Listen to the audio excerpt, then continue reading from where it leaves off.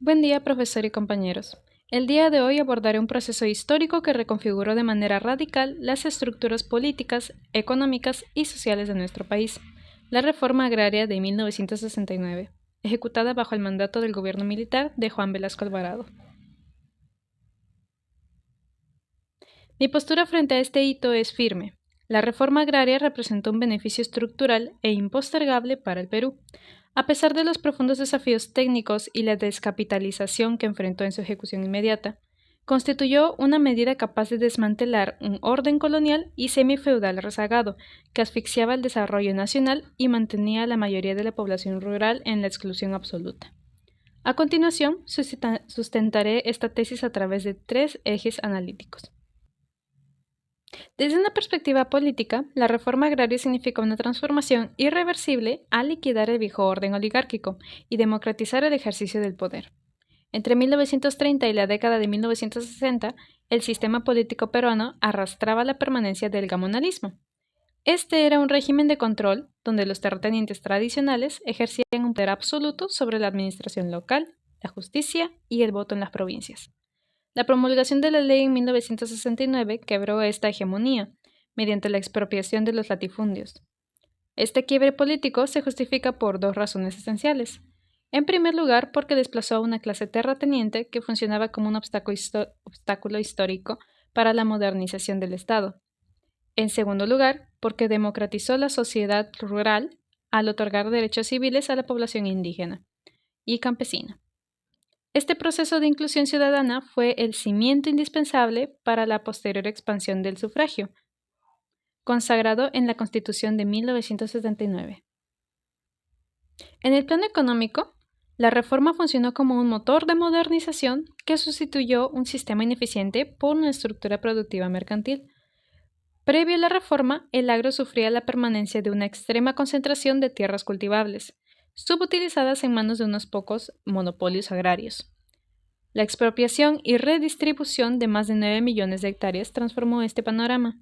El beneficio económico se sustenta en dos factores. Primero, porque eliminó las trabas precapitalistas de producción, dando paso, tras la reconfiguración de las cooperativas iniciales, a un dinámico sector de pequeña y mediana propiedad agrícola que activó los mercados regionales. Segundo, porque al liberar al campesino de la explotación hacendaria, se le integró formalmente al circuito del consumo monetario, ampliando el mercado interno para la industria nacional. Si bien las políticas macroeconómicas de los años 80 y 90 adoptaron un corte neoliberal enfocado en la agroexportación de la costa, la destrucción de la base feudal impidió de forma definitiva el retorno a los esquemas de servidumbre del pasado. Desde el punto de vista social, estamos ante el mayor acto de justicia redistributiva e inclusión de nuestra historia republicana.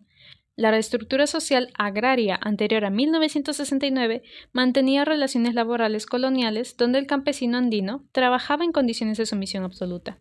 La reforma rompió radicalmente con esta opresión y su beneficio se justifica en dos argumentos.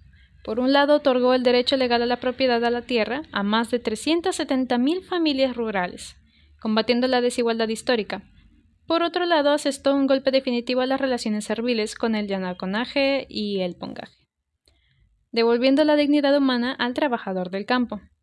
Además, hitos como la de la Ley de Comunidades Nativas de 1974 extendieron estas garantías jurídicas a la Amazonía.